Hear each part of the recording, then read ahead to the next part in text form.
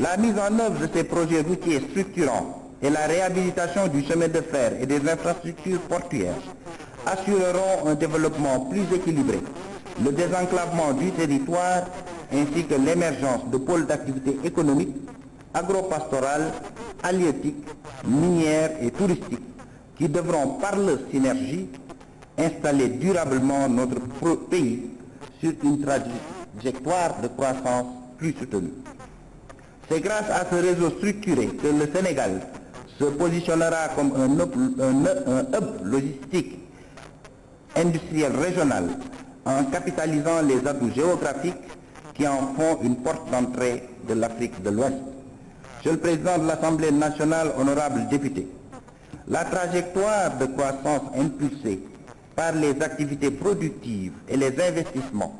bénéficiera des atouts de notre pays en matière de télécommunications, de technologie de l'information et du développement de l'économie numérique, conçue comme catalyseur et support pour le développement. Dans cette perspective, les actions seront orientées vers une meilleure diffusion du numérique dans l'économie, à travers le développement de contenus éducatifs, la télémédecine, le développement du mobile banking, l'échange d'informations pour la commercialisation et la structuration des filières dans l'agriculture, la diffusion de l'Internet haut débit, notamment par une meilleure connectivité des hubs logistiques, industriels et de services. L'ambition du gouvernement est de parachever d'ici juin 2015 les réformes du cadre juridique et régulatoire du secteur en vue de garantir une meilleure contribution des opérateurs à la dynamique de développement économique et social de la nation.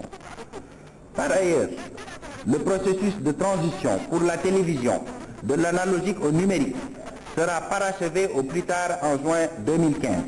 conformément aux prescriptions de l'Union internationale des télécommunications, UIT. Cette mutation majeure du secteur générera dans les prochains mois au moins 2000 emplois directs liés à la mise en place de l'infrastructure de la télévision numérique terrestre. L'État veillera à l'amélioration de la qualité des infrastructures, à l'accessibilité des services et à l'instauration de la transparence et à une saine concurrence entre les acteurs.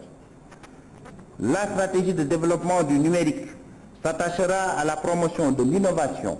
à une meilleure politique de partage des réseaux et à l'optimisation des opportunités offertes par la fibre optique. L'essor des TIC sera mieux accompagné avec la création de zones dédiées aux services export, outsourcing on les appelle, de data centers, de cloud computing et le développement de plateformes de services à valeur ajoutée. Monsieur le Président de l'Assemblée nationale, honorables députés, les nombreux défis liés à la mise en œuvre du PSE ne seront relevés qu'avec des ressources humaines de qualité. Comme nous l'avons déjà rappelé, la jeunesse de la population est une opportunité pour accélérer la croissance économique, à condition d'améliorer les conditions sanitaires, de relever significativement les niveaux d'éducation et de formation et de promouvoir un nouvel état d'esprit et une culture du travail pour en faire des ressources capables